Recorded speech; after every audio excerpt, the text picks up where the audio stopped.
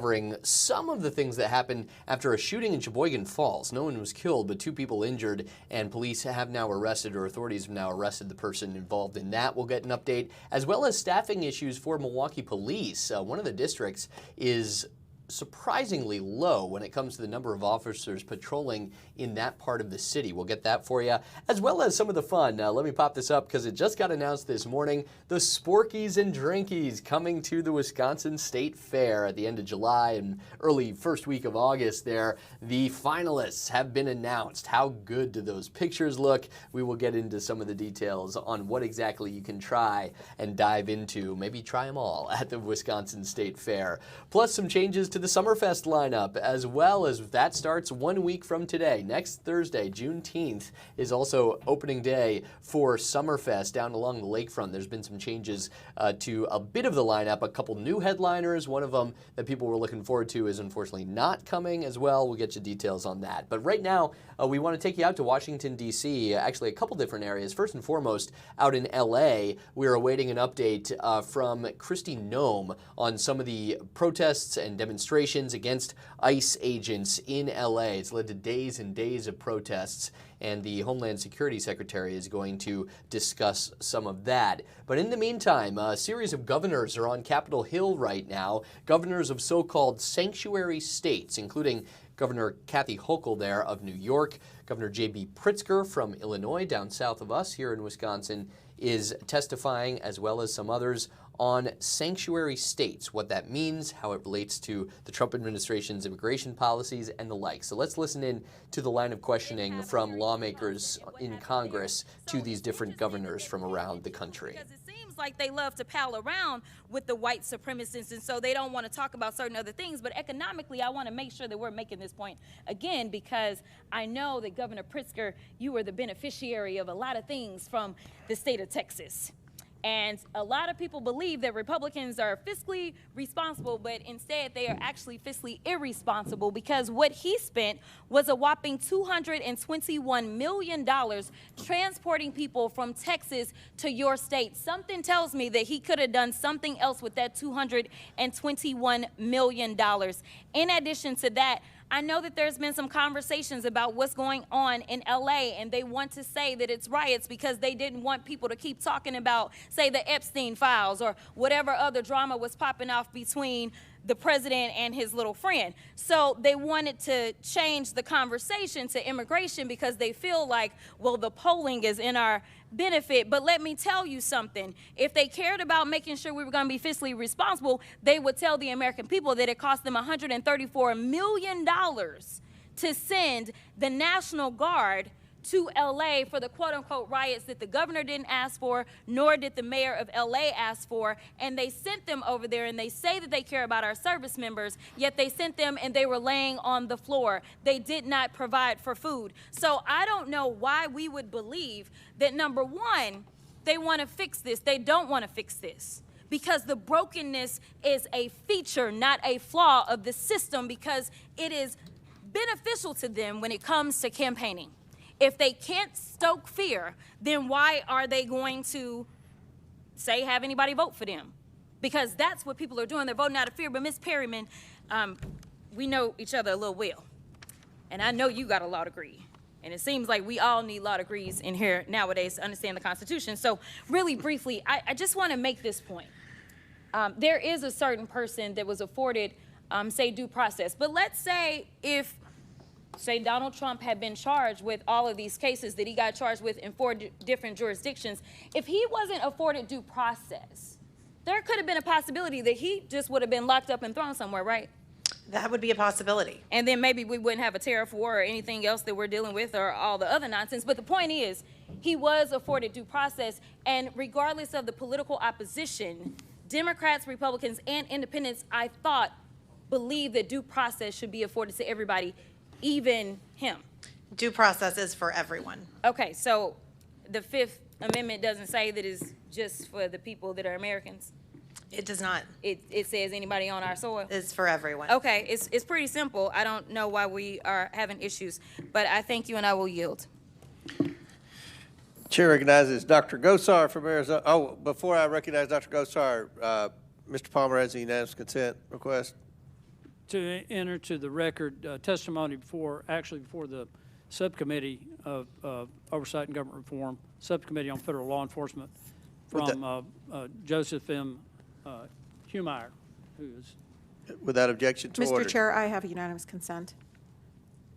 Okay, Ms. Tlaib. Can I please issue into to the record a statement from Senators Chang, Kavanaugh, and Santana and Bayer in response to the ICE detention and deportation of Mikel Bogoya Duranto. Without objection to order. Now, Chair recognizes Dr. Gosar from Arizona. Governors, good afternoon. Would you agree that good process builds good policy, builds good politics? Pretty normal, right? Would you agree, Governor Pritzker? Yes, sir. How about you, Governor? I would agree, Also, Congressman. Governor Hochul? I would agree with that. Good. Now, would you support the disclosure of federal fundings to nonprofits, either directly or indirectly? Governor Pritzker? Federal funding of nonprofits, just generally, there is actually nonprofits do report their. Well, they do kind of, because we don't get that. That's all blocked out, okay? But you can't make good decisions if you don't have that. Would you agree? All of it is available, as I Okay. understand publicly, yes. Now I'm going to quote U.S. Supreme Court Associate Justice Louis Brandeis.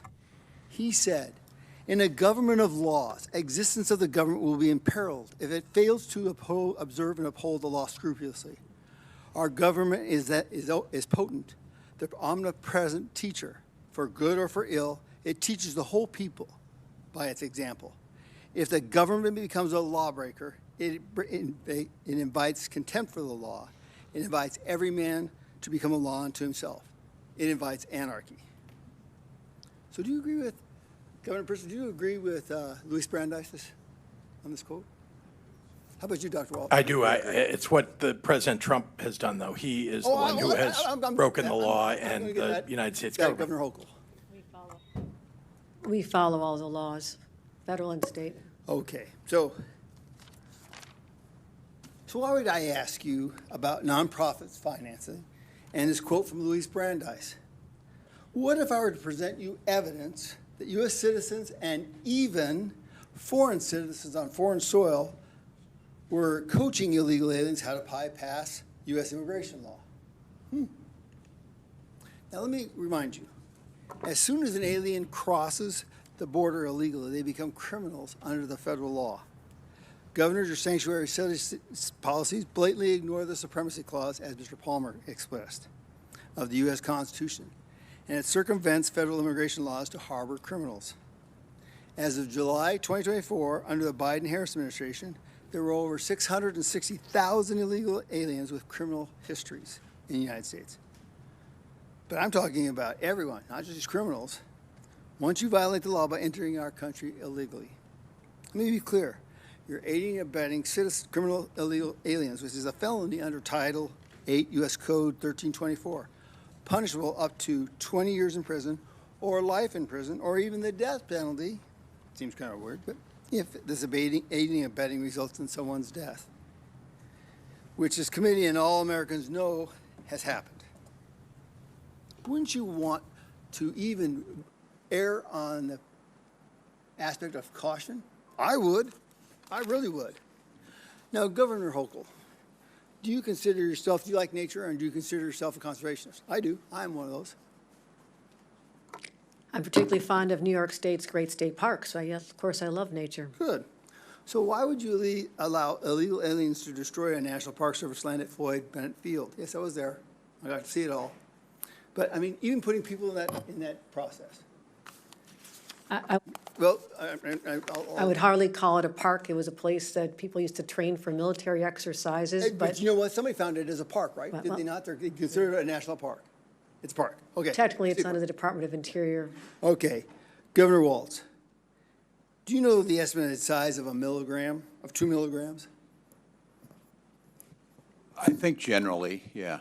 You can barely see it's the tip of a pencil, sharpened pencil at that. And that's a lethal dose of fentanyl, which your running mate, Harris' open border policies welcome to the United States. Similarly, your sanctuary policies are playing games with American lives. Do the millions of lives lost to fentanyl constitute an all-out assault on our broken borders? They do. Yes or no? Do you support tribal communities, Governor Walz? Do I support tribal communities? Yeah. Under PL 280 or? Oh, do you support? Yeah, I certainly tribal? do. No. Okay, I do. Okay. What about the transnational criminal cartels trafficking drugs and people across the tribal lands? This is epidemic. Epidemic. So I'm going to finish up by this. Governors, this is my promise to you. I will work tirelessly with President Trump to secure the border, build the wall, stop the flow of fatal fentanyl into our nation, and I will see that you are held accountable for the violations of our crimes against the people of the United States. Our immigration system is not broken. We just needed somebody like Donald Trump to uphold the rules of law. I pray for the safety of our immigration, ICE officers, and all the officers, and I yield back. Gentleman yields back. Ms. Crockett has a unanimous consent request. Yes, Mr. Chair. I'd like to submit a unanimous consent request for, this is from the Alabama Reflector. It says, study says undocumented immigrants paid almost $100 billion in taxes. Without objection, so ordered. And my second one is from Reuters. White supremacists behind over 80% of extremism-related U.S. murders in 2022. Without objection, so ordered. Now recognize Mr. Lynch. Thank you, Mr. Chairman. I also have a couple of unanimous consent requests. The first is from Law and Crime magazine. Judge rebukes Department of Justice explanation for ignoring the court order. Without objection, so ordered. Subhead is the government again evaded its obligations. The judge upbraids the Trump administration's woefully and insufficient explanation for flouting his court order. The second one is from NBC News. Trump administration's threat to suspend core U.S. legal right sparks outcry and alarm. Without objection, so ordered. Chair now recognizes Ms. Presley from Massachusetts. Thank you to our Democratic governors for being here today. This hearing is an utter and complete waste of your time. It is a waste of taxpayer dollars. Republicans have called you here alleging that you are circumventing federal law. You are not. But you know who is the poster child, who is violating federal law daily? The current occupant of the Oval Office, Donald J. Trump. To make matters worse, these hardworking governors had to leave their states to be here in a moment when their work is incredibly difficult.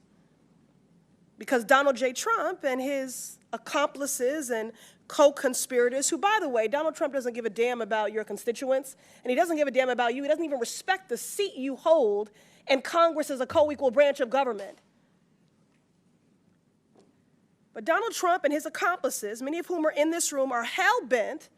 What you want your legacy to be is that you're tearing food away from our babies and medical care from our elders. These Democratic governors have to stand in the gap and figure out how to stretch budgets and modify programs to keep their constituents fed and alive. Constituents like this precious little soul that I wish I didn't have to leave to come be here. Layla, who drew me this rainbow, a 5-year-old who lives with a rare liver disease, had a successful liver transplant at Boston Medical Center. Thank God. She is thriving today. But Layla will need immunosuppressant drugs for the rest of her life that are paid for by Medicaid. And without Medicaid, well, I shudder to think what might happen to Layla. But for sure, a family will at least go bankrupt trying to do everything to keep their baby alive. That's what these governors... As we're hearing different questioning and statements from representatives there on Capitol Hill, we want to take a short break here on the Wisconsin Live Desk. I believe the press conference with Homeland Security Secretary Kristi Noem is supposed to start soon. We want to make sure we get that for you as well. So a quick break, and we'll see what else we can find for you here on the Wisconsin Live Desk after this.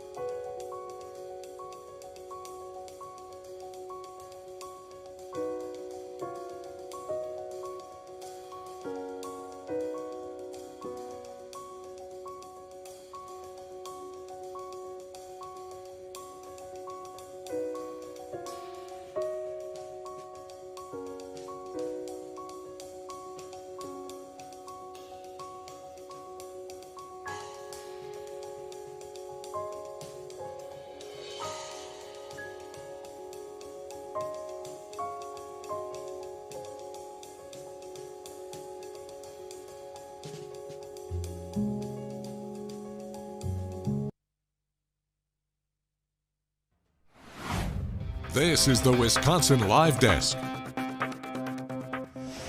Welcome back to the Wisconsin Live Desk. Carl Deffenbaugh with you as we want to bring you to the press briefing that just started with the Homeland Security Secretary, Kristi Noem, in Los Angeles, speaking about some of the protests that have happened and the response from federal officials. Let's listen in live. Under the Department of Homeland Security that has never happened before. The assets that they have and the willingness to do their jobs that this president has allowed them to do has been absolutely incredible. But what you see standing behind me, too, is also other federal partners that have come to the table that are here to bring safety and security to the city of Los Angeles. I want to specifically thank the Army. I want to thank the Marines, the National Guard, our soldiers, our military men and women who have shown up here to help make sure that we have security. Not only do they protect our country around the world, but they're doing it every single day here in the United States of America too, and doing it as service, public service to the people in this country because they took an oath to uphold the law. We also have a U.S. attorney here who has been aggressive, has been making sure that we don't pick winners and losers in this country, that the rule of law will be followed, and that people who break the law and perpetuate violence will be brought to justice. They will be prosecuted, and there will be consequences for that kind of activity. The Department of Justice is here and has a presence in our Incident Command Center, as well as the DEA, the FBI, and their investigative teams have been fantastic with their leadership. And we also have the IRS here that's helping us track how these violent protesters are funded. What NGOs out there, what unions, what other individuals may be funding these violent perpetuators that are in these protests that take people who may be wanting to come and be peaceful, but instead turn these into very violent activities that go after law enforcement. That's just simply not acceptable. And I also want to thank our U.S. Marshals. They've been so great in helping us to secure facilities, but also operations, and also with transportation, that as soon as someone is arrested and brought into incarceration, that they are transported out and able to face prosecution and the consequences for their crimes. I want people to know that while these officers and these agencies and our military are here doing this work and these operations, that the people across this country are so grateful. They are so grateful for the work that is being done here in Los Angeles. They are setting an example for what is happening across the country in other cities, and putting together a model and a blueprint for how we can continue to work to make every single community great again and safe again for our kids and for our grandkids far into the future. I've been in many different states with all the different components that I represent over the last 4 or 5 days, and everywhere I go, people stop me and say, tell everybody who's working in Los Angeles that is working to bring safety to those city streets and to those families and protect those small business, tell them thank you. Tell them God bless you, that I hope that they are safe and they have been suffering. The people that live here under the policies of Governor Newsom and under the policies of Mayor Bass, and they recognize that it's a huge disservice to the people who have to try to raise their families here, and that these agents and that these law enforcement officers are working to change that and give them an opportunity to be successful and to live the American dream. Listen, many officers have been assaulted over the last several days. We did see before that assaults against law enforcement and ICE officers go up over 400%. In this situation, we've seen that increase even more. It's not acceptable. If you assault a law enforcement officer, we are going to come after you and we are going to arrest you, prosecute you, and put you away. That is not going to work. And under this administration with President Trump's leadership, one person is not better than another. Just because you think you're here as a citizen or because you're a member of a certain group or you're not a citizen, it doesn't mean that you're going to be protected and not face consequences from the laws that this country stands for. We have a Constitution. We follow that Constitution and the laws that have been passed by our Congress, and we're going to make sure they are equally applied to every single person as it applies under the Constitution here in Los Angeles, but also across the country. As our law enforcement officers have been assaulted, they've been pelted with rocks and bricks. Their cars have been set on fire. Molotov cocktails have been used. We have seen people throw bottles and hammers at them. We've also seen that they have been attacked and verbally spit on or punched or assaulted, and it's just not acceptable. The Department of Homeland Security and the officers and the agencies and the departments and the military people that are working on this operation will continue to sustain and increase our operations in this city. We are not going away. We are staying here to liberate this city from the socialist and the burdensome leadership that this governor and that this mayor have placed on this country and what they have tried to insert into this city. So I want to say thank you to every single person that has been able to do this. Also, I want to talk specifically to the rioters and to the politicians in Los Angeles.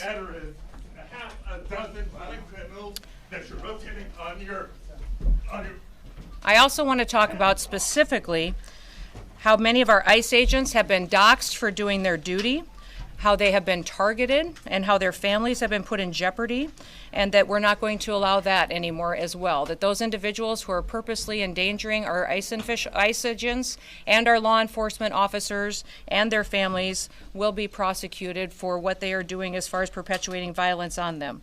I want to know that the American people are grateful for our law enforcement officers. We will always respect them, and that President Trump is thankful for the leadership that has been shown by all of these agencies. In fact, President Trump did call in, and I did visit with him today, and he also visited with all of these agencies here this morning and thanked them for what they are doing to make sure that they are protecting the United States of America. The images that we've seen out of Los Angeles the last several days has simply been un-American by the protesters and the violence that we've seen perpetuated. Masked thugs are assaulting police officers. They're setting vehicles on fire. They're waving foreign flags on American soil while burning American flags. And they've damaged public property and destroyed private businesses. We need to make sure that we are continuing to protect the citizens that live here and want this community to be safe. Let me give you just a few examples of those who have been rioting that many politicians like Gavin Newsom and Karen Bass are defending. There was a Vietnamese illegal alien who committed a mass shooting at a graduation party in 1994 that we've been able to take off the streets. A Filipino illegal alien that was convicted of an assault with intent to commit rape that we've been able to bring up into custody and incarceration. You see behind you some more profiles of individuals that have brought into custody through the operations we have here. A Mexican illegal alien convicted of willfully cruelty to a child, and on and on and on. Those individuals and those criminals are now off the streets of Los Angeles because of the activities that have been conducted here in the last several days and will continue to operate for days to come. When these riots first began on Friday night, a federal law enforcement building was surrounded by over 1,000 violent rioters, and it took Los Angeles Police Department 2 hours to respond. So we are going to continue to operate with our federal partners and continue to keep asking the governor and the mayor for their support and their backup in these operations to make sure that all of our law enforcement officers are protected while they do their work. We're going to protect American cities from lawlessness, and we'll do what it takes to put the American citizens first and make sure they have the opportunity to sleep safely in their beds at night. I just want to say God bless all of our men and women of the military that serve, all of those who serve in our law enforcement agencies and in public service that make great sacrifices away from their homes and from their families, but they do it because they believe in America, and they believe in freedom, and they believe in law and order, and that is what we are doing right here today, and we'll continue to do for days to come until Los Angeles once again is at peace. So with that, we'll turn it over to our next speaker, which I believe will be Todd Lyons from ICE. While the Homeland Security Secretary changes gears there on to the next speaker at this press briefing, you also saw a moment there where it was believed someone was escorted out of the room trying to point out something about the pictures that were rotating in the background there of Kristi Noem, the Homeland Security Secretary's presentation while that was happening. We're going to take another break here on the Wisconsin Live Desk coming up on 1 o'clock almost, just a few minutes away, and try to get you back to some local stories as well of interest here in Wisconsin and specifically here in Milwaukee over the next few days as well. So that's coming up after this on the Wisconsin Live Desk.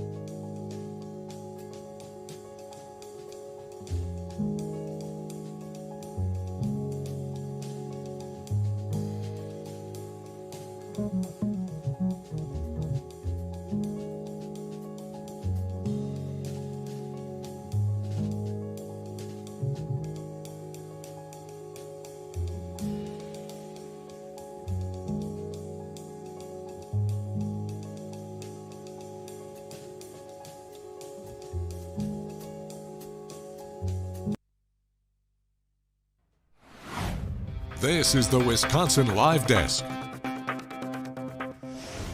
Welcome back to the Wisconsin Live Desk. 1 o'clock, Carl Duffenbaugh here in our Milwaukee studios on this Thursday afternoon, covering a lot of things. We wanted to have a little bit of some lighter fun after some serious topics that we brought you both on Capitol Hill with the governors of some sanctuary states testifying before Congress, then the Homeland Security Secretary Kristi Noem. Here in Wisconsin, it's a bit of a fun day because of some concert announcements and some food to look forward to as we're getting into the best part of the year here, summer along our Great Lake. Two things added to the Summer Summerfest lineup now. Just added moments ago earlier today. Young Gravy is going to be one of the headliners again this year, headlining the Miller Lite Oasis stage on June 21st.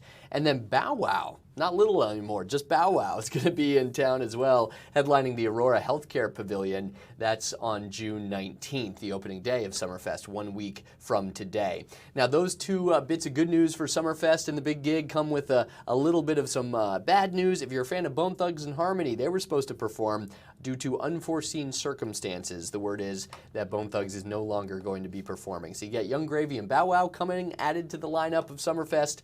Bone Thugs not, unfortunately, coming to town. Then later, this is on the Summerfest grounds, but not exactly Summerfest, a concert announcement coming to Milwaukee. 21 Pilots is going to be here in September 23rd to be exact.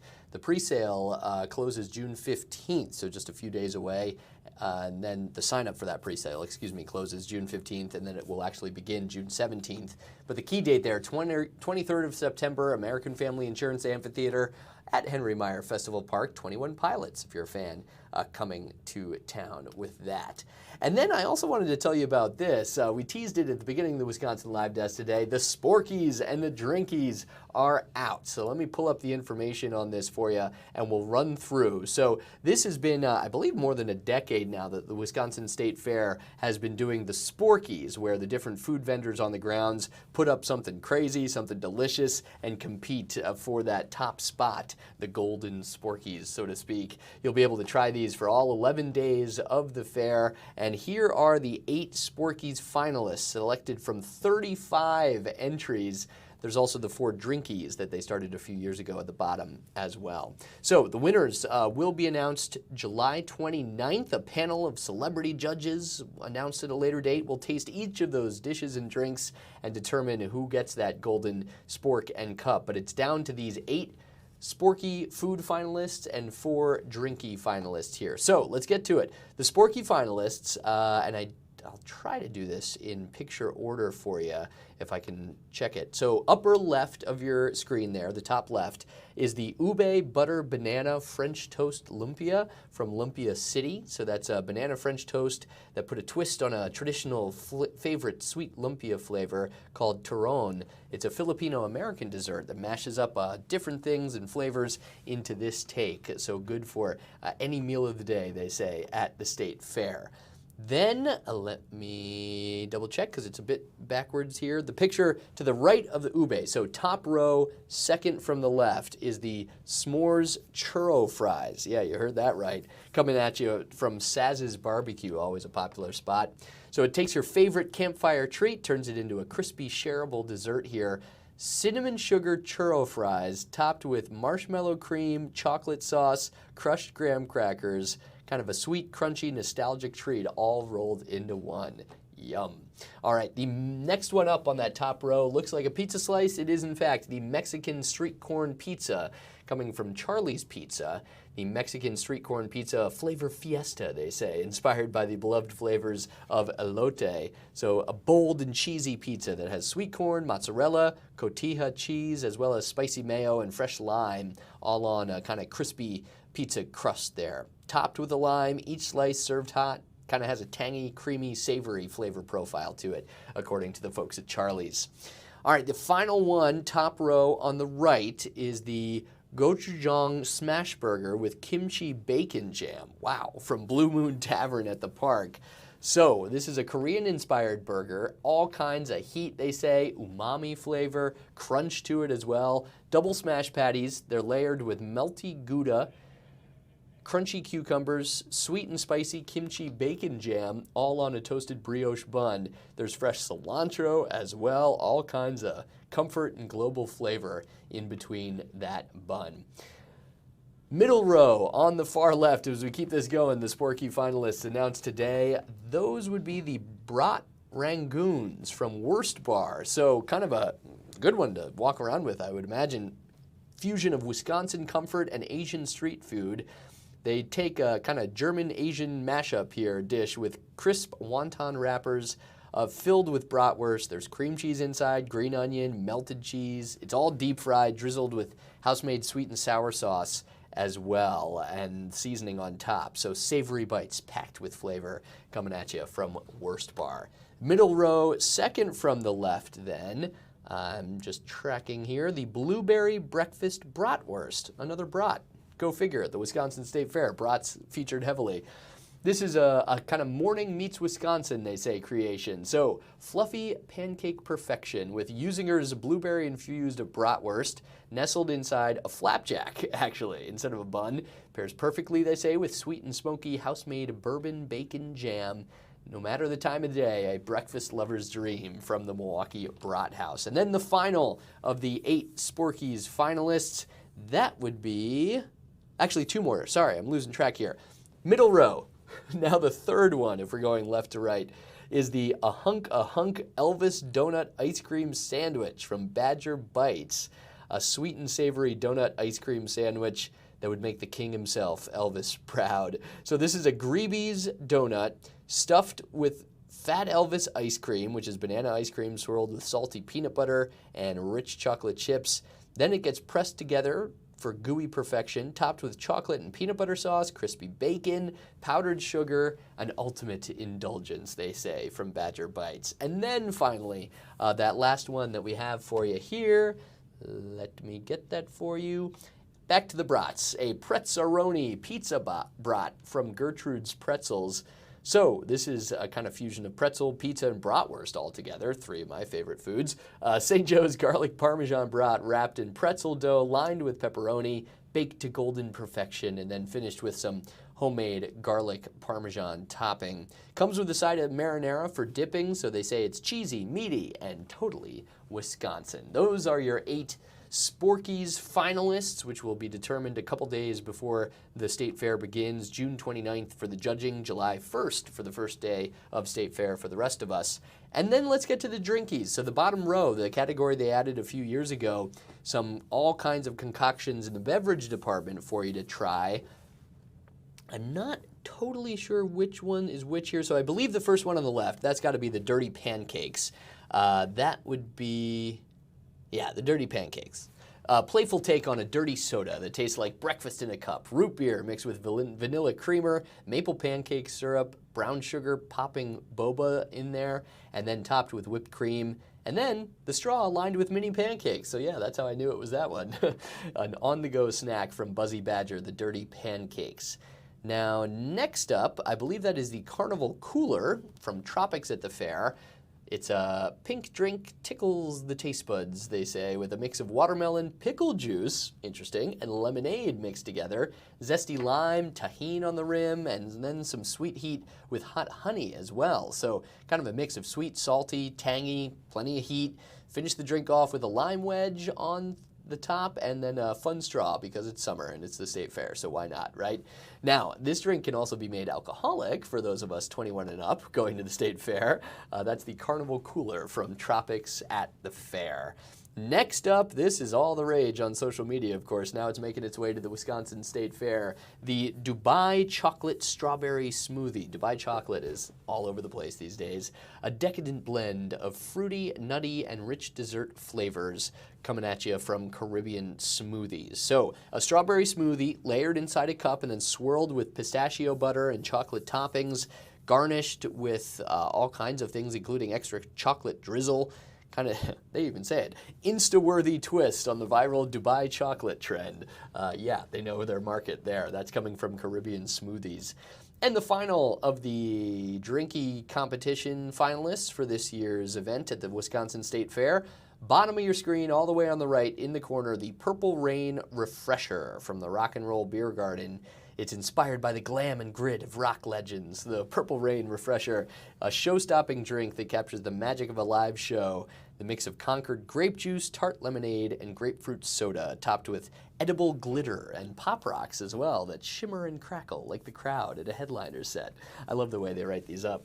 Plus, the drink apparently changes color with each sip, so it kind of goes a shimmering blue, silver, edible glitter. That's kind of fun, changing color over the course of this. That is the Purple Rain Refresher. Kind of makes you think Purple Rain should be at the Minnesota State Fair, right? Honoring Prince, but it'll be here at the Wisconsin State Fair. which runs for the best 11 days of summer. So they say July 31st to August 10th this year. Again, there you have it, the 8 Sporkies finalists, the 4 Drinkies finalists. We will be able to try and taste all of that once the State Fair begins July 31st, but the judging for the Golden Spork and Golden Cup will happen July 29th at the State Fair with a series of celebrity judges to be named later.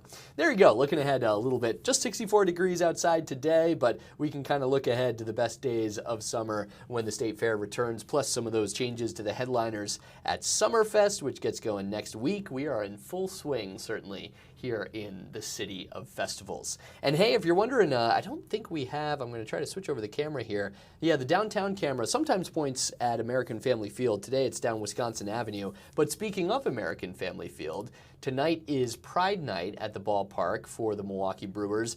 Also quite a notable night because of what's coming tonight on the pitching mound for the Crew. That would be Jacob Mizorowski, the star prospect for the Crew, one of the best prospects in their entire farm system, is going to make his major league debut tonight, starting for the Brewers. He's a right-hand pitcher, throws well over 100 miles per hour on his fastball, tops out at like 103, which is wild. So you'll be able to watch him at the ballpark tonight as the Brewers continue to host the St. Louis Cardinals, going into a fun weekend as well with Father's Day weekend, a lot of good giveaways for the Crew out there at the ballpark. All right, a lot of the things to look forward to both in the week ahead and then further down the road with State Fair, just a couple months away still at this point. Another break here on the Wisconsin Live Desk. We'll try to get you back to some of the news of the day here in Milwaukee, throughout the state of Wisconsin, and the entire Midwest region after this.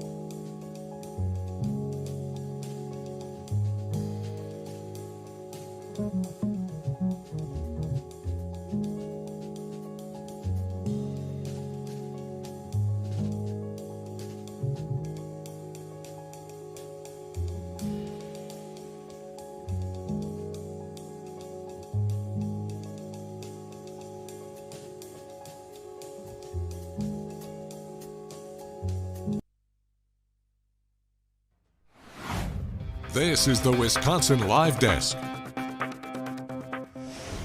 Welcome back to the Wisconsin Live Desk. We're with you here at 1:14 on this Thursday afternoon, coming at you from our studios here. Thanks for watching on Fox Local or the FOX6 Milwaukee YouTube channel as well, wherever you're streaming us. It is much appreciated. We're here every Monday through Friday from 12:30 until 2:30. A couple of the things we're watching, and we'll take you back to now. Just a quick update. Our team of reporters is out and about today. There are a number of local stories coming your way, but they're in the middle of some interviews right now. Got to do that to be able to tell us what the news of the day actually actually is. So once they're done with their reporting, or at a good breaking point of their reporting, we'll get you a few of our stories that we are working on locally here in the Milwaukee area today. In the meantime, the governors of different sanctuary states continue to testify in front of Congress today. That is New York Governor Kathy Hochul there, along with Governor J.B. Pritzker of Illinois and Minnesota Governor and former vice presidential candidate Tim Walz also on this panel in front of Congress. But we want to get you back to California. That's why I was on my mind, as Kristi Noem, the Homeland Security Secretary, is also still taking questions right now, finished with her statement. So let's listen in to the Homeland Security Secretary on some of the protests and the federal response to immigration enforcement protests in Los Angeles. Or do not have a criminal history. Can you address that? There's a lot of rhetoric out there that claims... Well, there's a lot of rhetoric and there's a lot of false information and a lot of fake news. So I'd appreciate it if you guys would start covering the facts. And we'll get you all that information that we possibly can. Now, there may be people that, because of the targets that we were out there arresting, that were with those individuals, they were collaterals that were spending time with them, and all those people will be vetted. And remembering, still in the United States, if you come into this country illegally, you have committed a crime. And so when you do that, we have to go through and follow the law and make sure that we're adjudicating that and dealing with that appropriately. So the president's targets and priorities are the criminals that have perpetuated violence. But also, once again, I'm going to remind everybody, you have the opportunity to self-deport. We will buy you a plane ticket. We will give you $1,000 when you land in your home country, or if you go home to Mexico, and then we will get you scheduled so that you can come back to this country legally. You will have the opportunity to come back to the United States of America. If you don't do that and you wait until we come and arrest you and have to remove you, you will never get the chance to come and live in the United States of America again. The president has been clear on this. So I'd encourage you to get on the CBP Home app, and you can self-deport today. And we will facilitate that. You can take your entire family with you, people and your loved ones, and we will facilitate you coming to this country correctly. Everybody has the opportunity to do that. If you wait until we have to arrest you, you will never get to be an American, much less live here and work here and be able to pursue the American dream. Last question. Madam Secretary, Alejandro Ortiz with Telemundo 52. Yes. You just said that you go after the worst of the worst. Mm-hmm. But we've seen ICE arresting immigrants in front of their court hearings when they go to their annual immigration check-ins. Even if they're going And remember, through the these legal are people... process, are we sending a message as a country that people, even with no criminal record, and that they're taking the legal correct path, are not safe from If they took the legal correct path, they would have come here legally. They wouldn't have come into our country illegally. Second of all, they have final removal orders. They have final removal orders, and we're following. That's a civil offense, but not a criminal record. It is actually under the acts that the president has invoked through his executive orders. It actually is a criminal offense. And so one of the things that we need to remember is that when you're going out there and talking about what is happening with individuals who are in this country illegally, is that they have the opportunity every single day to return back home, and we will work with them and facilitate that and work with their families. But if they choose to wait back and to not make that decision today, then they are subject to this type of operation that will target those that have criminal activity and backgrounds and perpetuators of violence first. Those are our targets. But we are going to make sure that we're bringing peace back to the city of Los Angeles. She told me she has hundreds of cases of people coming in asking for asylum. They go to their immigration check-in. So my only question to you, I'd say a question back to you is, which laws in the United States should be enforced and which ones shouldn't? I mean, my job, here's the deal, guys. My job is not to pick and choose which laws we enforce and which ones we don't. We have laws in this country, and they matter. If you want the law changed, go to Congress. When's the last time you went to Capitol Hill and told your senator or representative to change it? That's what they need to do. This is the perfect time for Congress to make a decision on how they want people in this country to be able to have an opportunity to come here legally and to fix this. We, as law enforcement officers and as a national security department and agency, my job is to uphold the law, and that's what I will continue to do. Yes, sir, I'm going to finish with you. And I kind of like the Bass Pro hat, too, so I'm going to go here, and then I'm going to go to you. So go ahead. Yes. Is this unique to Los Angeles? Nope, these operations... I will say these operations have been much more difficult because of Los Angeles and California's sanctuary policies. SB 54 has been difficult for us, and we don't have the backup of your local law enforcement. That's put our officers in danger. In fact, even this morning, we had Highway Patrol that we were working with. I was talking to officers. They were so happy that we were here, and they were grateful that we were here interdicting with these criminals. And then the governor found out that I was here, and he pulled them off of me and told him to go back home and to not cooperate with us anymore. So if you don't think your governor's being political, he gets up every single day and the first hat he puts on is the political one, and then he makes a decision that's best for him and his family, and then he makes a decision that's best for what his future is, and then maybe 10 or 15 steps down the line, he'll decide what's best for his people. That's what your governor does. Next, I'm going to come to you. Thank you, Ms. Secretary. Can you talk about the potential change in policy with President Trump talking about maybe suggesting an exemption for longstanding farm workers and hotel workers? Yeah, I think the president recognizes that we have some Department of Labor regulations and laws that we can utilize in certain situations, and he and I have discussed this at length and with other cabinet officials, and the president and I will continue to look at that and evaluate what we can do as far as individuals and facilitating a workforce in this country that we know are people who want to be here legally, what the consequences are for them breaking the law, because everybody, when they break the law, there has to be consequences. But what we can do to facilitate making sure that those who really do love the United States of America have the opportunity at some point to live here and to be a part of our future and to be a part of this country and our economy and the dream of raising their children here. All right. Thank you, everybody. Appreciate it. I've been traveling around Los Angeles all morning. I saw a lot of graffiti, a lot of destruction. I saw quite a bit of where we saw some of the activity. We were staying close to downtown where we were last night. It was very interesting to me. I would have preferred to have gotten into some areas that I know I was respecting the curfew because I landed after midnight and then we left the hotel this morning before 5 a.m., around 5 a.m. So, but some of those areas that we were able to see, it makes me sad. This is a phenomenal state, and this is such a beautiful city. So and people dream. But you only saw downtown since you've been. No, I've been driving. I mean, we've been in the car most of the morning doing different operations and out with our agents. But I mean, are you not? Don't you want your downtown to be beautiful? No, I just wanted to know. I would say. To know your impression of yeah. What you've seen if it was only downtown. Yeah. Or you've seen other parts of. No, I mean I've been here many times before. But as far as this trip, we've been out on operations with law enforcement officers, and so we've covered quite a bit of territory. And I'll still be here doing different things in different areas.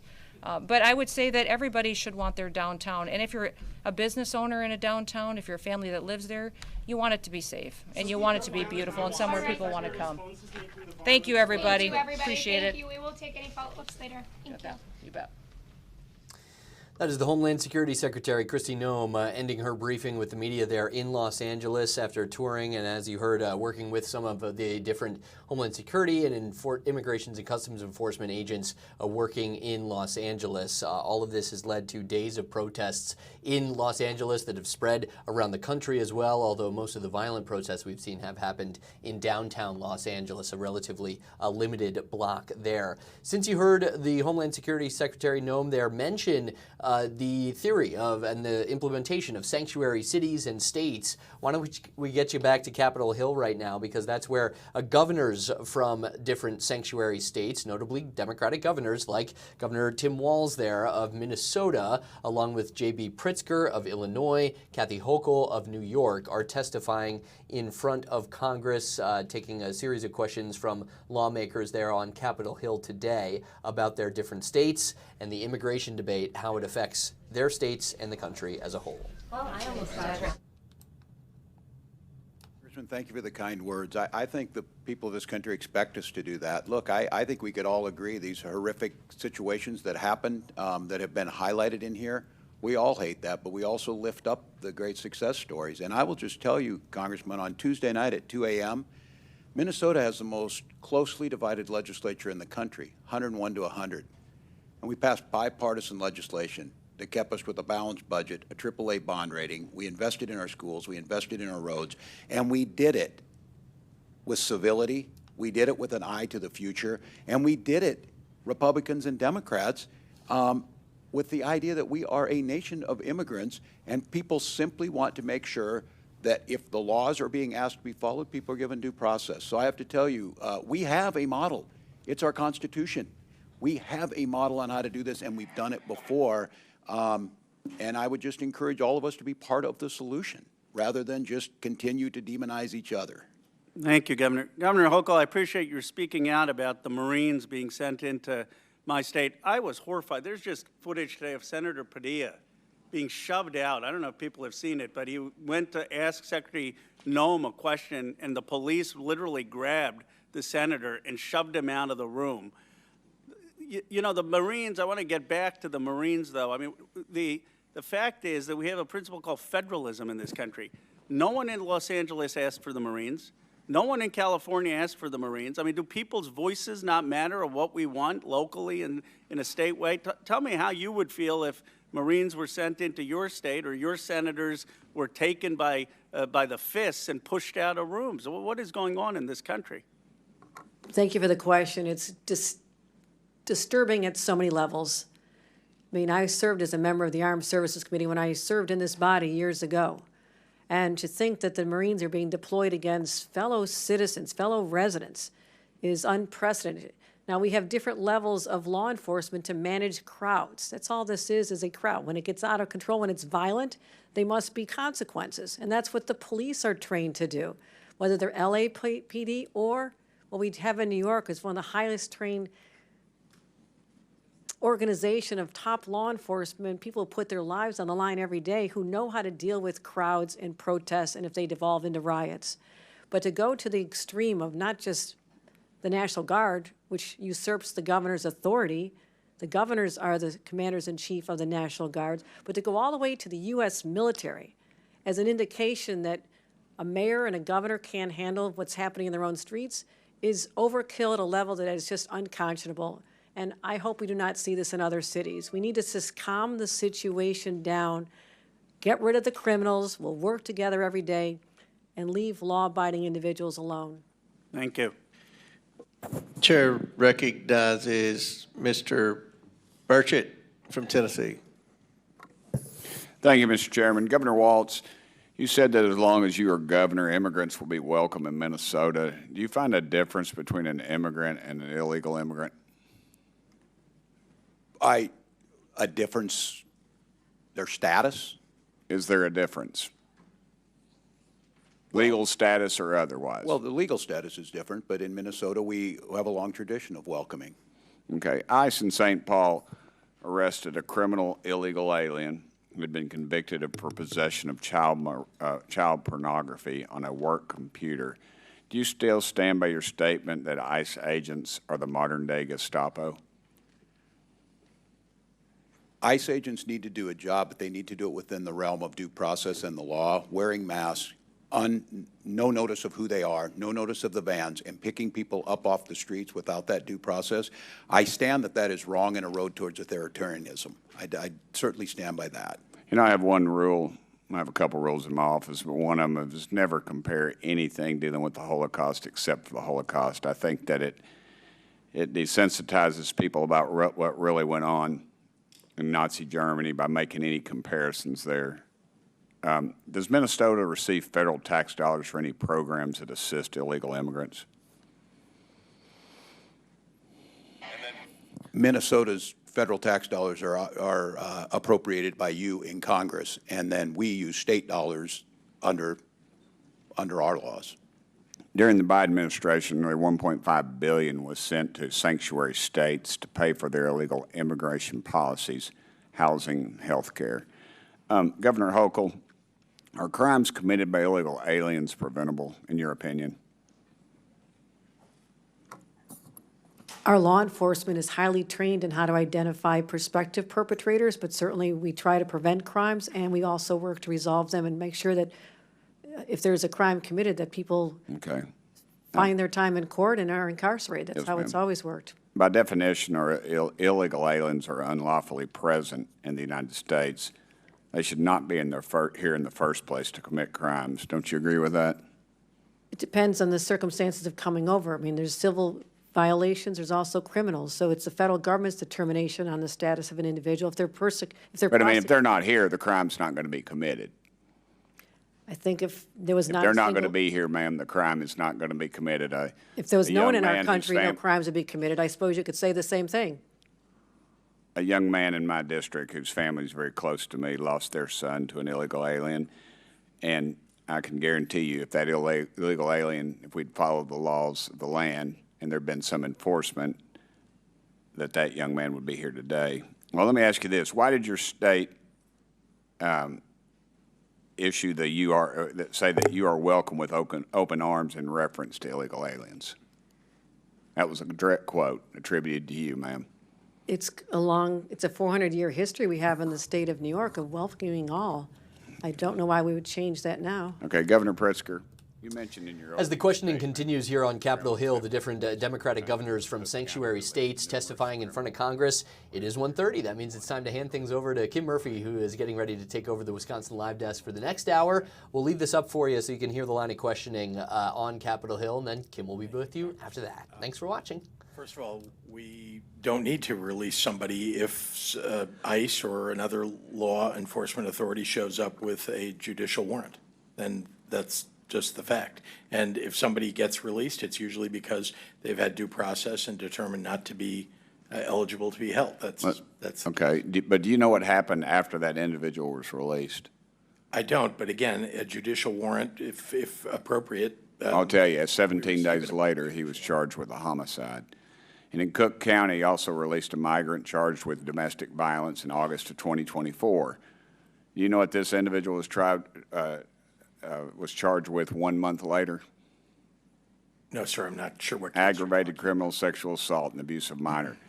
And as governor, have you done anything to ensure local and county governments aren't releasing illegal immigrants charged with sexual or violent crimes? As a matter of fact, first of all, we chase down criminals every single day. We put them in jail. We try them, put them through due process. They get convicted. They get put into our correction system.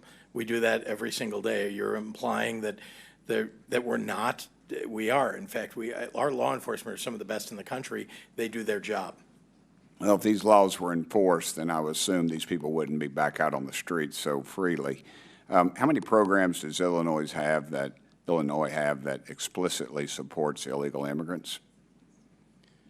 So we've created programs to deal with not illegal. I mean, we have one program that's related to undocumented people who are. I'm out of time, the but most vulnerable. The answer is at least four. Health benefits for immigrants, HBIS, health benefits for immigrants, adults, HBI, retention of Illinois students, and equity, RISE is the acronym for that act, in the Illinois Dream Fund. And I'm sorry I'm out of time, Mr. Chairman. I yield back. Chair, that's Mr. Min. Mr. Chairman, I'd like to finish the title of the article that I was trying to read into unanimous consent. Okay. Stunning. Senator Alex Padilla, California, was just forcefully removed from the news conference being held by DHS Kristi Noem in Westwood. Senator attempted to interrupt That's the Noem. title? He was handcuffed in the hallway, yes. Thank you. Mr. Chairman, for the record, he rushed the podium. He was being disruptive, and that is not conducive to A senator was forcefully body. shoved Thank to you, the Mr. ground and arrested. All right, order. Chair recognizes Mr. Min from California. I just want to follow up my Republican colleague's comments since he's talking so much about sexual assault and note that our current president was found civilly liable for sexual assault. I also want to note that Elon Musk, and for the record, just want to note that Elon Musk, who was once part of this administration, not so long ago, accused the president of being part of the Epstein files. So all of great interest and something perhaps we should look into some oversight on. But governors, I want to ask you a few questions. Please raise your hand if your state has any laws or policies that prevent ICE from enforcing federal immigration laws. Note for the record that no one has their hand up. Governors, please raise your hand if you're aware of any laws or policies that prevent federal authorities from enforcing immigration laws in any city or state in the United States. Again, no hands are up, and that's because there's no such thing as sanctuary from federal laws anywhere in this country. What is really at stake here is whether state resources, including National Guard troops, should be used for Donald Trump's immigration policies, or whether National Guardsmen should be used primarily for responding to state emergencies, supporting state law enforcement priorities, or whether they should be conscripted to support ICE. This is really a question about states' rights, and it's being starkly illustrated right now with what's happening in Los Angeles, just up the way from my district in Orange County, where the Trump administration has claimed authority to deploy 4,000 troops from the California National Guard. I also want to note that the existence of the National Guard is rooted in the Second Amendment to the Constitution. A well-regulated militia being necessary to the security of a free state, the right of the people to keep and bear arms shall not be infringed. The first part of that amendment, the part my Republican colleagues always forget to quote whenever they cite the Second Amendment, is the key part of it. A well-regulated militia being necessary to the security of a free state, with state being capitalized so that we know we're talking about the states in the United States of America. The Second Amendment guarantees the state the right to keep and maintain a well-regulated militia, which is the basis for the National Guard. So, Governors, I want to just try to set the record straight because I think it's not clear that everyone fully understands what a National Guard unit is, when and how they can and should be called up, and what activities they're restricted from engaging in. I have limited time, so I'm just going to ask you to keep your answers brief so we can really unwrap how deeply concerning President Trump's actions are. Governor Walz, in a sentence or two, what does the Minnesota National Guard do, and how does it serve the people in the state of Minnesota? Has a dual role. I know this personally from 24 years. You can be deployed federally under Title 10 with the President's authority or Title 32. In Minnesota, we have used them everything from flood and tornadoes. We use them to help during the COVID pandemic, and they serve overseas when called upon. But typically they report to the state governor per Title 32 of the U.S. Code, correct? That's correct. And in times of crisis, a governor can activate the state's National Guard units to respond and assist. As you noted, under Title 10, the president sometimes has authority to deploy them. Governor Pritzker, in a few words, under what circumstances can or should the president federalize a state's National Guard? Well, the President of the United States, and I've been in office 6.5 years, has in fact deployed under Title 10 our National Guard to foreign lands. We have a terrific encampment of National Guard, Illinois National Guard in Poland. We have the largest Polish-American population in the country, and very proudly our National Guard serve all over the world, in fact, as part of our military to protect our nation. And so Title 10, Section 12406, allows the president to deploy National Guard troops when the United States is being invaded, when there is a rebellion, or when the president is unable with regular forces to execute the laws of the United States. Do you believe that the protests in Los Angeles or the ICE raids qualify for any of these particular provisions? I do not.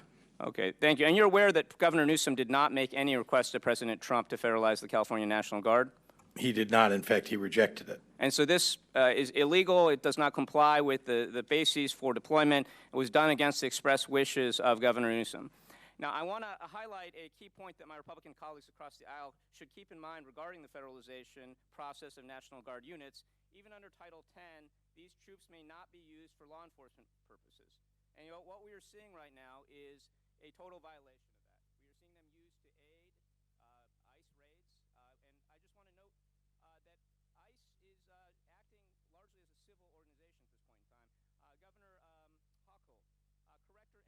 Bring you up to speed on some news that we brought to you last evening on Breaking News in Sheboygan County. There was a large police investigation, and this afternoon, our Christina Van Zelst is following up on this story. And I'm going to go right now to Christina. And Christina, what can you tell us about what we know so far this evening? A lot of new information that we've gotten today so far. Want to just take you right to where this happened, where there are actually still some police officers in the area right now. It looks like knocking on neighbors' doors. But the incident, the shooting happened at this home behind me here that you can see, and the Ozaukee County Sheriff's Office just put out a release saying that, again, this all went down around 4:20 yesterday. We know that 2 people were shot, and then after that shooting, a 24-year-old suspect drove off in a stolen vehicle, and that started a chase from here in Sheboygan County, leading all the way through Ozaukee County and back into Milwaukee County, where it ended. We know that State Patrol deployed tire deflation devices. That was near Good Hope. And then once the suspect lost control of his vehicle, it came to a stop, and then that suspect got out of the vehicle on the interstate while it was in motion and ran off, and police were chasing him until they got him into custody.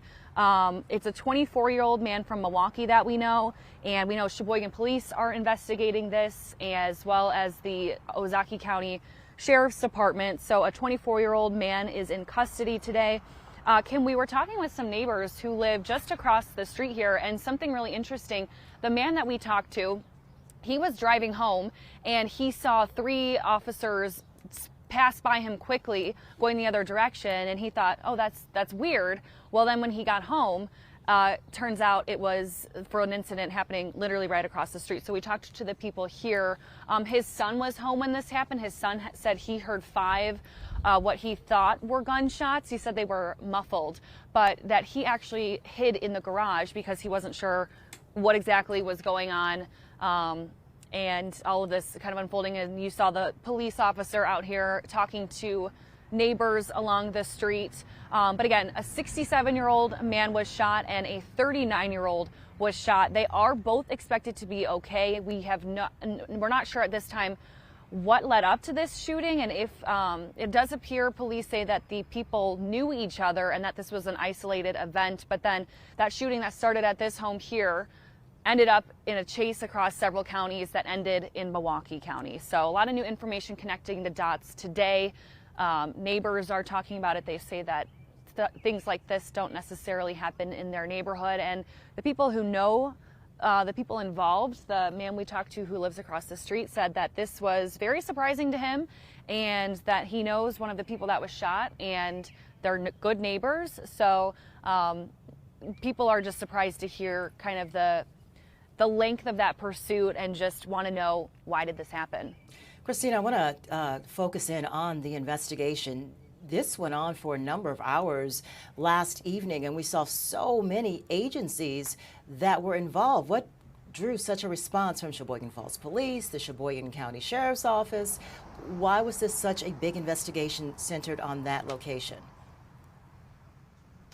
Yeah, I think it's because, well, you have the double shooting, right? So 2 people were shot in Sheboygan County. Then you have that pursuit where the suspect took off in a stolen Jeep, and that traveled across 2 other counties. And then you have state patrol involved. You've got the Ozaukee County Sheriffs, and then Milwaukee County Sheriffs also getting involved there. So because it crossed over so many counties, that involved several different investigators to get involved. And I also know that the Ozaukee County Sheriffs, they were told about the suspect and were waiting for that vehicle to pass them so that they could step in and get involved in that pursuit to try to get that person to stop and into custody. And Kim, want to see if we can see, it looked like this officer was looking on the side of the home. I don't know if he's still over there, but we're talking about the investigation. It seems like they're still searching the vicinity of this home. And for some background, the neighbor we talked to said that it's 2 apartments in this home, so 2 separate tenants, is what neighbors are telling us today. I don't know where that officer went, but he was just searching the side of the home here. All right, Christina. Oh, and there you can see him actually on the front, Kim. I don't know if you can see him searching the bushes, and now he's on the other side. Now he's on the other side. So still active. They're still active there, and just thanks so much, because I know we don't get a lot of reports of shootings in Sheboygan Falls, and so that too, I'm sure, drew such a response. Thanks for checking in with us, and when can we see your story this evening? Yeah, Kim, we are still working on the story today. We'll have it on at 4, 5, and 6. And then also, of course, you can check it out on the Fox local mobile app. All right. Christina Van Zels reporting from Sheboygan Falls. Thanks so much for checking in. It's been a somewhat busy afternoon here and across the nation. One of the stories that we have been following, it's happening right now. Republicans are grilling a number of Democratic governors on sanctuary cities. And let's listen in just a little bit to some of the responses and the questioning going on. What is a woman is the question. I'm not sure I understand. And this is Minnesota Governor Tim Walz. What do you want me to say? This is. I want you to say that a woman like me is an adult human female, that men can't become women. You guys are the party of violence, and you're the party erasing women. You don't respect us. You're a bigot. You're a misogynist. You're a sexist. Mr. Chairman, I yield back. Congresswoman. Good lady, yield Mr. back. Chairman, I would ask Mr. unanimous consent. Ocasio-Cortez from New York. All right, well, that was some kind of bingo going on over there. I don't know what's going on. Anyways, Oh, I know what's going on. Thank you to the witnesses for coming here today. I apologize for the treatment that the four of you have been subjected to. And Governor Walz, I just have to say, I know you're getting a lot of grief from the majority here, but you know, we are talking about individuals who have cheered on an individual who issued a Nazi salute from behind the presidential seal of the United States of America, who have cheered on the pardoning of individuals who attacked the United States Capitol and flew a Nazi flag and the flag of the Confederacy, traitors to the United States, sworn enemies of the United States of America, through the capital of this nation. And now they want to act offended because someone has the courage to say, if it walks like a duck and it talks like a duck, maybe it's a duck.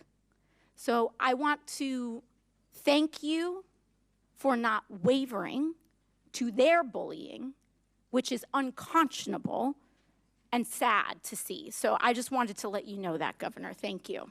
Thank you, Congresswoman.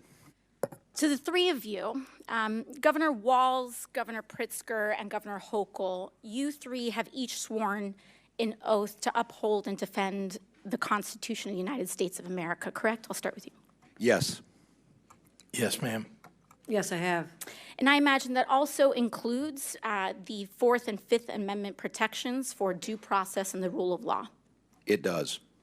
Sure does. Yes.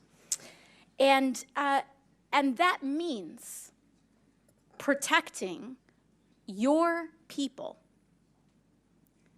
in your states, U.S. citizens and every individual, because that is what makes America great, that we are a land of the free and of rule of law, to protect them from infringements of their civil liberties, correct? Now, what we are seeing is a pattern where ICE is breaking the law. We have the detention of a U.S. citizen who has been detained by immigration officials. We have ICE here that has also blamed and arrested U.S. citizens for being simply suspected of being an immigrant, largely because of their appearance. In January, a Chicago-based U.S.-born citizen, Julio Noriega, was arrested by ICE and held in custody for over 10 hours. In April, a Florida Highway Patrol officer pulled over Juan Carlos Lopez Gomez, a United States-born citizen, and arrested him on suspicion of being in the country illegally. He had his real ID, his Social Security card, his mother presented his birth certificate, and they still didn't let him go. In May, U.S. citizen Leonardo Garcia Venegas was filming an ICE raid. He was arrested by ICE. In May, a veteran and U.S. citizen who is Puerto Rican, was detained during an ICE raid at his workplace in New York City. That's called a paper bag test. And your job, Governor Hochul, is to protect people from that kind of infringement, correct? Yes. Because all of us must adhere to the law, and no one is above it. So if a U.S. citizen tries to break the law, or if an ICE officer tries to break the law, your job is to uphold the law, correct? We absolutely uphold the laws of the United States Constitution and the Constitution of the state of New York. And sanctuary states are about U.S. citizens as well, having sanctuary against the attacks on our constitutional rights from illegal search and seizure. There is nothing preventing ICE from issuing a warrant and you having complete compliance with their request. Correct, Governor Hochul? We comply in cases where there's been a criminal activity alleged. And you've been listening to testimony, questioning of state Democratic governors who are being questioned about their policies on sanctuary cities. And so immigration has been a hot button issue all this week. We've seen protests all across the country, not just on sanctuary cities, but actually on the ramped up enforcement of immigration enforcement raids, the Trump administration's raids. And so just today, Texas's Governor Greg Abbott announced that 5,000 National Guard troops are going to be deployed along with 2,000 state police. This is all in anticipation of protests that are expected this Saturday, part of a national No Kings movement. This is what this movement, these protests are now being called in some areas. The protest against the immigration raids, especially in the southern cities and in California. So as these governors are in the hot seat explaining their sanctuary policies, immigration is still a very hot issue in all corners of the United States, with the National Guard deployments now in California, which was not at the request of that governor. Contrast that to Texas, which Governor Abbott has requested the National Guard be deployed. So right now, their assignments, as we understand that, is to protect national buildings and not actually to be involved in policing. So this is something that we are going to, of course, monitor throughout this week and this weekend. But those national No Kings movement protests in Texas are planned in San Antonio, Houston, Austin, and Dallas. So again, immigration is very much a topic of today. So we're going to switch gears now to something a little bit lighter. Our Durante Matthews is working on a story this evening, and it's a pretty cool one. So let me punch up Durante, and let me get your volume up here. Durante, what's going on? Hey there, Kim. So right now I am in the Washington County Courthouse, and there's something very interesting if you come in here. So if you enter the courthouse, go up to the second floor and then go into the county clerk's office, you are going to find this right here. This is the I Do wall. Now, this is something that they started back in 2017. And essentially, when folks come in here and they apply for their marriage license, they imprint their names onto this wall right here, saying the ultimate I do before actually getting to the aisle and saying I do. I mean, over the past couple of years, thousands of folks have come out and signed their names on this wall. And it's become somewhat of a tradition, a more of an attraction, if you will, I guess, in Washington County. I mean, the story that this wall could take so many people declaring their love right here in black and white when they get their marriage license. So that is what we are focusing on today. Just the significance of this wall, the history behind it, and how many people have signed it. And we actually spoke with a couple who signed it last year, and they definitely have an interesting story to tell as well. So I'll have that for you later. But yeah, this right here is the ultimate saying of I do before, like I said, they actually get down and say I do. It's something really cool out here in Washington County. I see a lot of 2025s. How far have you seen some that go back like really, really far? So because, like I said, so many people signed this right here, this is all 2025s. Wow. However, just a few feet, just a few feet down there, they actually had a miniature wall, a traveling one, if you will, and you'll see signatures from 2020 on that one during the age of COVID, or when COVID essentially started. But yeah, unfortunately, we know when these get too crowded, which, as you can imagine, they will, unfortunately, they will have to erase it in and restart again. So all this is just 2025. So just imagine the 2024s, 23s, 22s going back, like I said, to when they started back in 2017. So wow, yeah, that's thousands something of to brag people about. have made their marks here. Because we hear, all of these Absolutely. studies about millennials and they're not getting married and they're choosing, other choices. But to see so many couples, like, they're doing it. They're doing the traditional thing. They're getting married. Exactly. That goes back to the saying, tradition really never dies. Of course, there are always different things that that couples can choose to do, whether they want to get together and not actually get married. But this just goes to show that so many people actually do want to tie that knot, and they're still doing it. And like I said, coming up tonight, I believe, at 3. There are even going to be more couples coming in, so we'll show you that coming in and signing this wall, and expected to do the same. That's huge. Okay, so some good news here. I don't see any erasures, so it doesn't look like someone like changed their mind and came back and like, we're not doing this. Well, somebody say, "Hey, let's get married." You know what? Let's just forget that. No. So yeah, so I hope that's not. a good Let me thing. just make sure. Yep. Nope. No erasure marks. Right. Okay. Tell me the story. Was this something that was? You said it goes back to 2017. What was the inspiration? Why did they start doing this? So from my understanding, this was just a way to make government fun and be really interactive with the community. And it has worked if they're still going, strong these many years later. And from my understanding, you don't even have to live in Washington County to be a part of this. I'm told that they've had people for years coming through all over the state.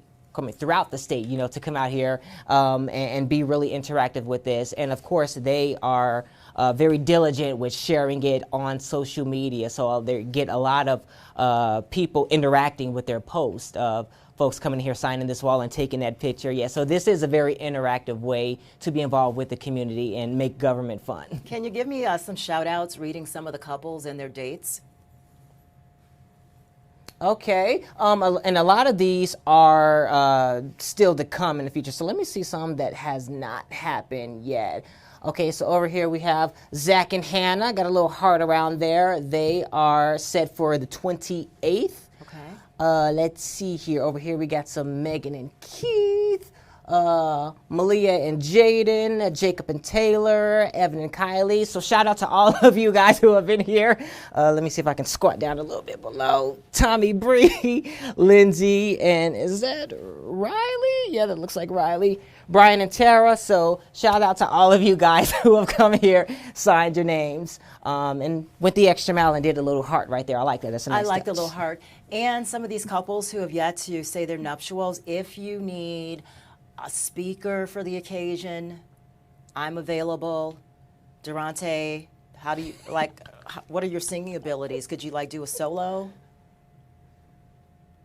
So I can hit high notes. Okay. I can't make them sound good. Okay. So I kind of got the bad part about, so you get what you pay for if you want me to be your wedding singer. Right. So this is just last minute. If someone falls through, just know that here at Fox 6, we've got some folks.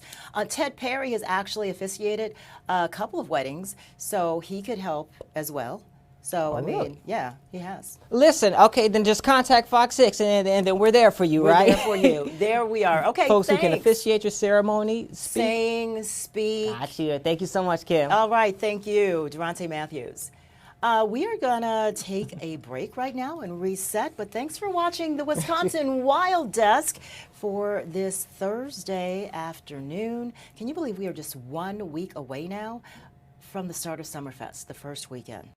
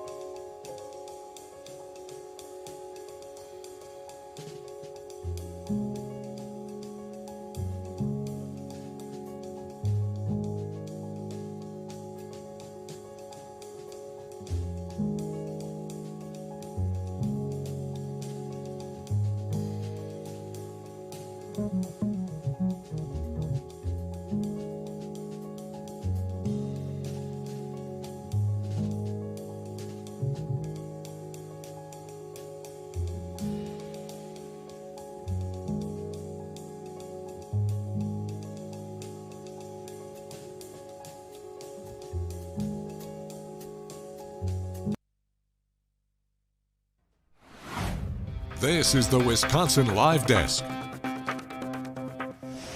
Welcome back for this Thursday. We were talking about Summerfest. The first weekend begins next Thursday. And for the first time ever, Summerfest and Juneteenth are going to be celebrated at the same time, both in Milwaukee and down on the Meyer Festival Park grounds. So we'll have much more on that. But we're talking about Sporkies in the Wisconsin State Fair today, releasing some of the deets for the Sporkies. This is the Sporkies and the Drinkies for 2025. This is always a fun thing. It's kind of a scavenger hunt. Once you know that these are the finalists, it's always fun as a fair goer to go and try and find these. So some of the things we have: a hunk Elvis donut ice cream sandwich. I think that's the first thing that you see. It's sweet, savory. It's a donut ice cream sandwich, and it's available at Badger Bites. And then second row, second to the left, that is the blueberry breakfast bratwurst. Blueberries, fluffy pancake, that's available at the Milwaukee Brat House. And then right next to that, to the left, that's Brat's Rangoon. And that's going to be, that's an Asian fusion, and that's going to be available at the Wurst Bar. So I'm sensing a brat theme here. And then there in the top right-hand corner, that's going to be a kimchi bacon jam smash burger. Korean-inspired, crunch, available at Blue Moon Tavern at the park.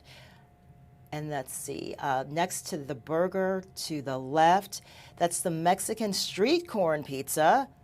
Ooh, it's got elote flavors, and that's going to be available at Charlie's Pizza.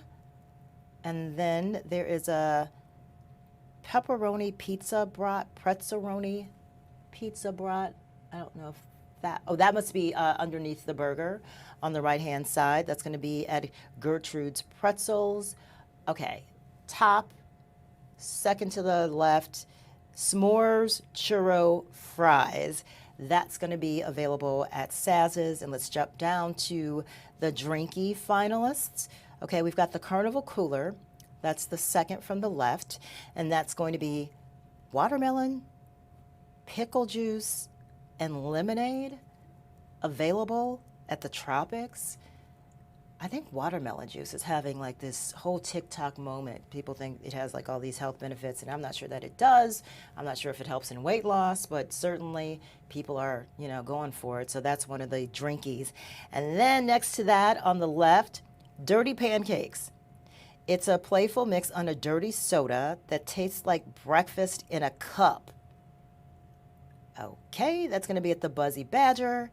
And then the second to the right, that's the Dubai Chocolate Strawberry Smoothie. It's fruity, it's nutty, it's rich, and it's going to be available at Caribbean Smoothies. And last but not least, it's the Purple Rain Refresher.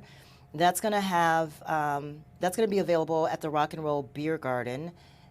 And that's all it says, is that it's a Purple Rain Refresher. So I don't know what that exactly means. But State Fair, we don't want to rush through summer, right? I mean, we haven't even gotten to Summerfest. So we applaud you, State Fair, for giving us a little insight into, you know, what's happening and what's coming up. But at the same time, we kind of don't want to rush summer. So we'll keep that in the back of our minds.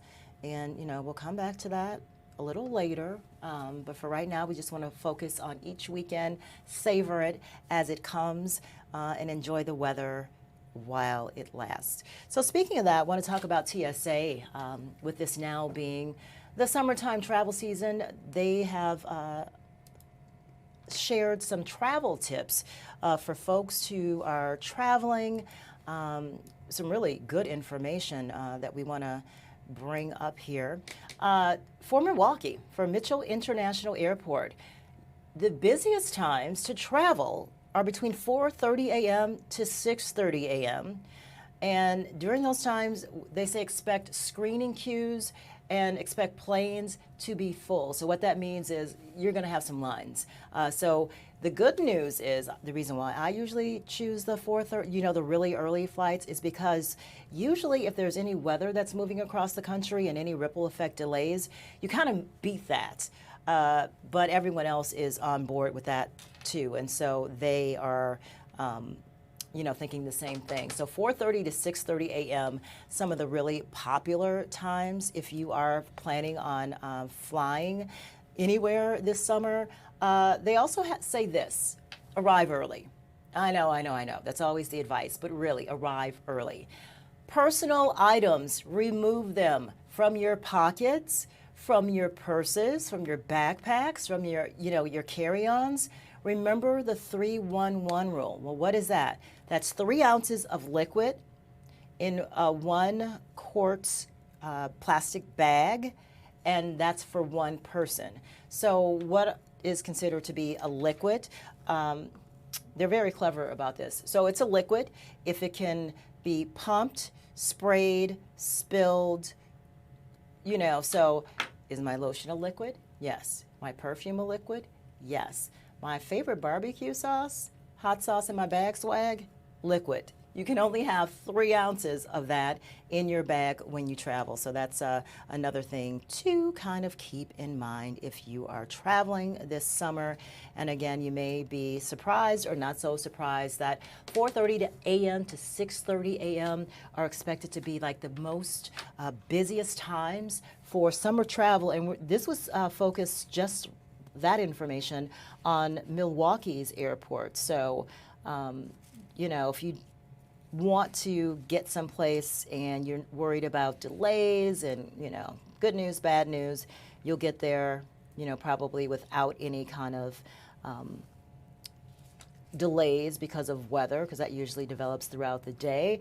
Bad news is that you're going to have a lot of company, and so the best way to make it through is to, abide by these rules, the 3-1-1 rule, which, again, if you have forgotten, it's 3 ounces of liquid in a 1 quart baggie for one passenger. So if you can spill it, spray it, pump it, it is a liquid.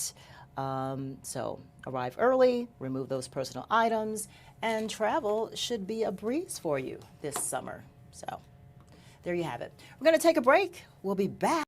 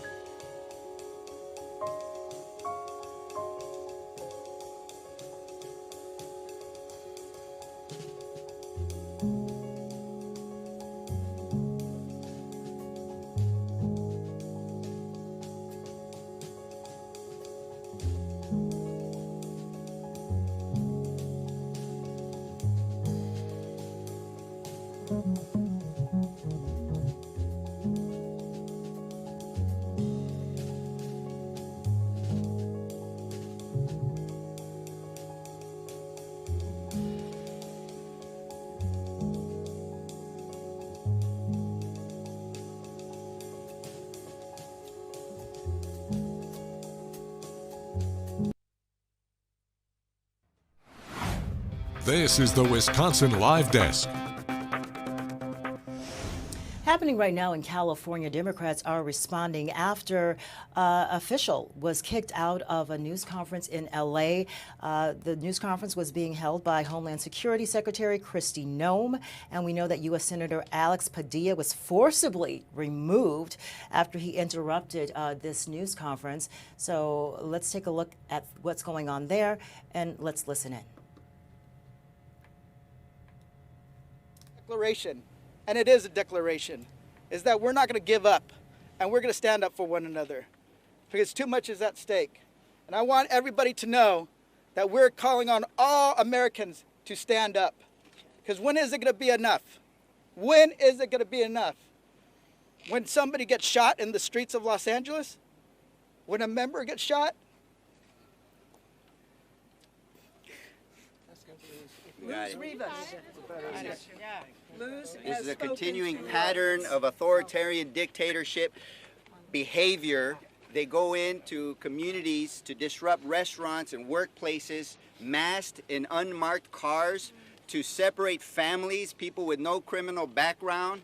They call in the National Guard without the consent or the authority of the governor of California.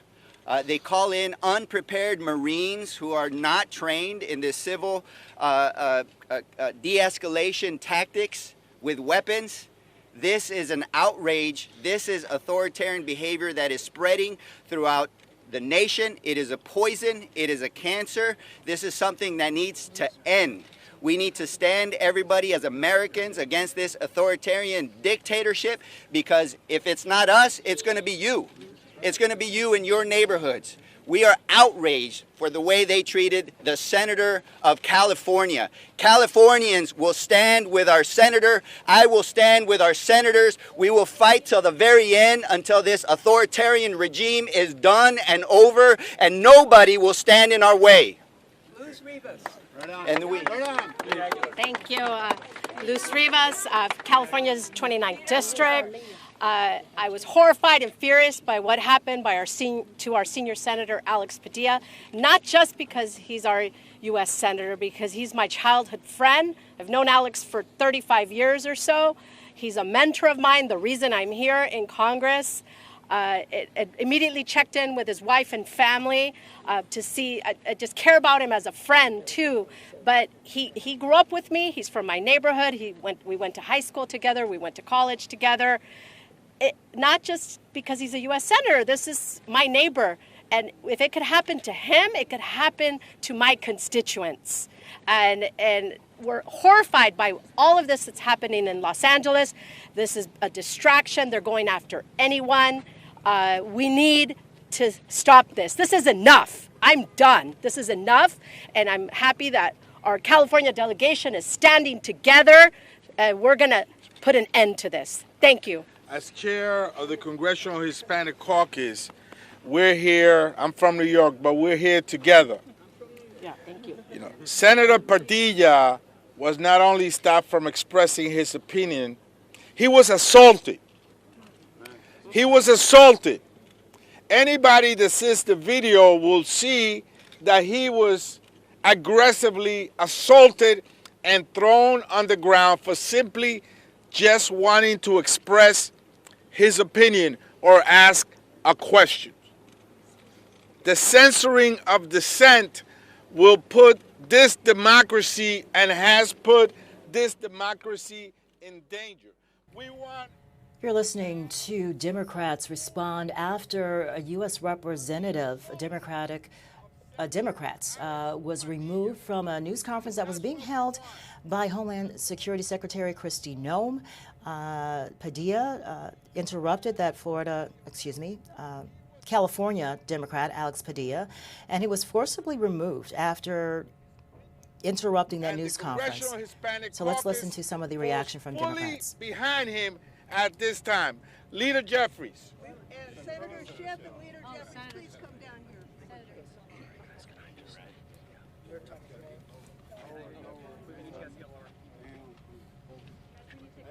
I think all of us are still in some state of shock over the video that we just watched a half an hour ago of one of the most respected leaders in all of the Congress, Alex Padilla, a person of just unquestioned integrity, someone who has brought great compassion for the people of our state and country to the U.S. Senate. To see him abused that way, to see him brought down to the ground, to see him go to a press conference to ask questions, which is not only his right but his obligation, and to be mishandled that way.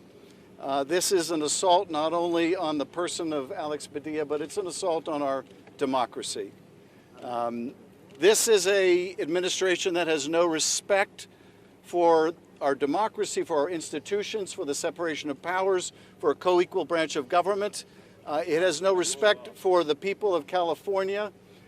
This is a president who would call in military troops against the wishes of our own government when it would only inflame the matter. And now this terrible abuse of this wonderful public servant. One of the things that I treasure about the U.S. Senate is you can come from anywhere, you can start from anywhere, and you can end up in the U.S. Senate. And no one better embodies that part of the American dream and the dream of our democracy than Alex Padilla. And there he is, going to this press conference to advocate for those who are most vulnerable, to ask the questions that need to be answered, like what is the basis under the law or Constitution to, over the objection of the governor, to federalize the Guard to be used against our own people in California? What is the lawful basis, if any, for that action? And if not, what should the consequences be? I understand why Secretary Noem doesn't want to answer these questions, because she can't. But it is Alex Padilla's job to ask those questions and to demand those answers. And we are proud of him. We are proud of him. We are proud of his courage and his steadfastness and his vigorous representation of the people of California. And we cherish his voice, and we will not let this stand. Thank you. The Trump administration is a disgrace. Secretary Noem is a disgrace. The manhandling of Senator Alex Padilla was a complete and total disgrace. Senator Padilla is a good man, a decent man, a patriotic man, and a hardworking man. He's the very embodiment of what a United States senator should represent in this great country of ours, anchored in the principle of self-government. He was at that press conference doing his job, asking questions about what is taking place in California, the state that he represents, and on behalf of the American people. And he was recklessly and aggressively manhandled. That was unacceptable. It was unconscionable. It was unpatriotic. It's un-American. And every single person who was involved in manhandling Senator Padilla should be held accountable to the full extent of the law. So this is not going to end until there is accountability and until the Trump administration changes its behavior. This administration is not about law and order. It's about lawlessness and disorder. And that's what we've seen from day one of the Trump administration. You're hearing from Democrats responding to an incident that happened earlier today in California. Democratic California Senator Alex Padilla was forcefully removed by security from a news conference being held on immigration by the Homeland Security Secretary Kristi Noem. There is video showing Secret Service, a special agent, grabbing Padilla by the jacket, shoving him from the room as the senator tries to catch his breath while identifying himself that he is a senator. He says that he had questions. He shouted. He tries to push back into the room. A second guard then appears. Once out of the room, you can hear more of an exchange that goes on there. But Padilla is the son of immigrants from Mexico, and he has been a harsh critic of President Trump on the mass deportations that are happening. And the Trump administration is characterizing the interruption as not acceptable. And they say that Secret Service did act the way they were supposed to. They say that without identifying himself or having a Senate security pen as he lunged toward the secretary, that is her statement that they perceived it as a threat. The agency says that in the statement, the agents thought that Padilla was an attacker, and officers acted appropriately. Secretary Noem met with Senator Padilla after that and held a 15-minute meeting. But again, this has incensed Democrats, and we're hearing some of that reaction. Let's listen in. On day one. But what are they doing instead? They're militarizing that federal building, and they're preventing people from asking Kristi Noem questions. And as Senator Schiff said, that is their job. That is our job. But he is speaking for all of us. He is speaking for California when he is asking these important questions and conducting oversight. And the fact that Kristi Noem's security detail would detain him, take him to the ground, it's unconscionable.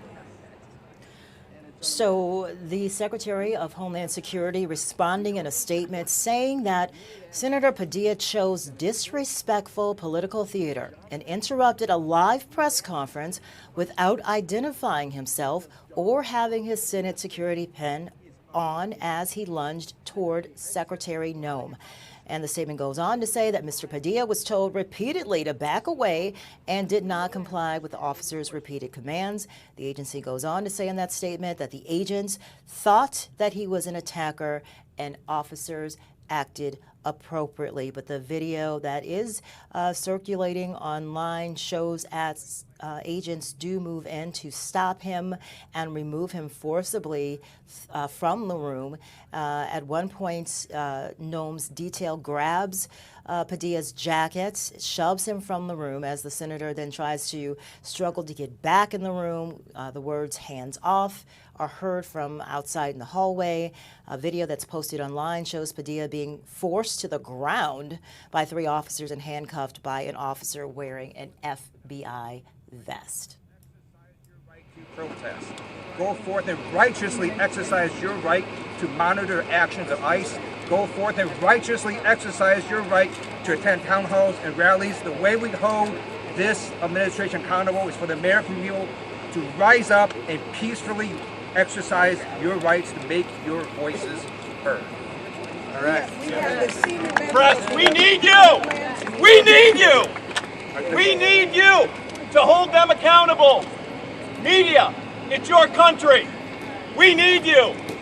So make sure you hold them accountable. Don't cover the distractions. Cover the actions that lead us towards authoritarianism. Please. This is just another note in the tensions that are escalating across the country between the administration and protesters across the country who are protesting against immigration and customs raids that are sweeping many cities, including Los Angeles, New York City, San Francisco, Boston, Austin, Texas, and other cities. Right now, California is, LA, I should say, downtown LA, is under overnight curfew for about a square mile area in downtown LA, which has been the site of some of those protests.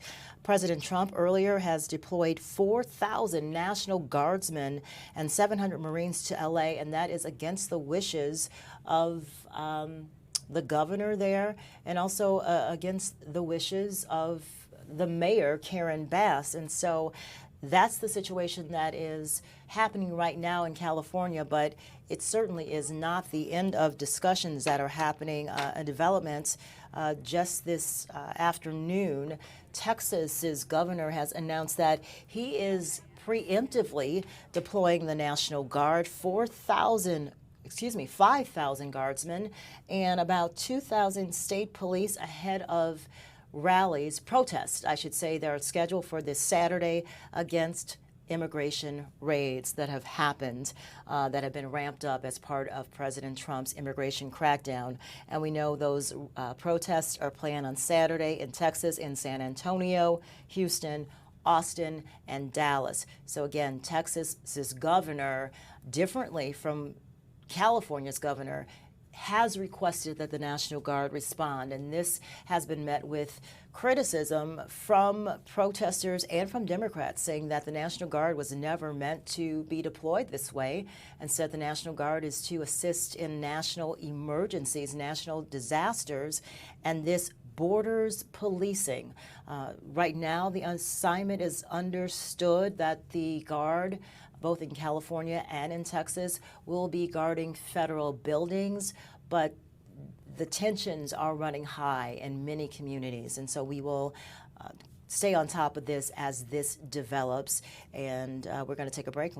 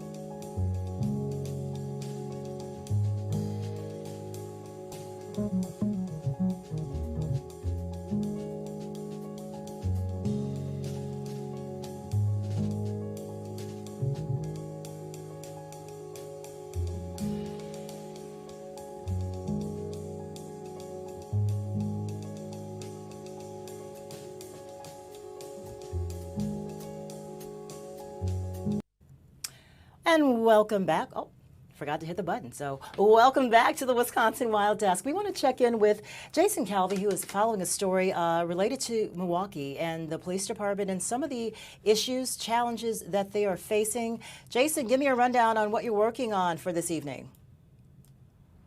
Yeah, so the Milwaukee Police Union, who we just spoke with, said on Tuesday in District 7 of the city, it's one of the police stations that covers center part of the city, they only had one patrol squad on duty that night, on Tuesday night. So that was what they posted on Facebook. We're getting answers to that question. We're talking to common council members. We're talking to the union. We're hearing from city leadership about that allegation. And what I can tell you from what I'm hearing from the city leaders is they're saying there were other resources that were available, including the captain actually going out to take calls as well. So we'll have a lot more on this coming up tonight at 4, 5, and 6 on FOX 6 News. Jason, let me ask you, District 7, remind me, what are the borders there? So District 7 really intersects a lot of the different aldermanic districts in Milwaukee. So the actual police station that we're talking about, District 7, is on Fond du Lac. So we're talking about some of the busiest areas for calls for service.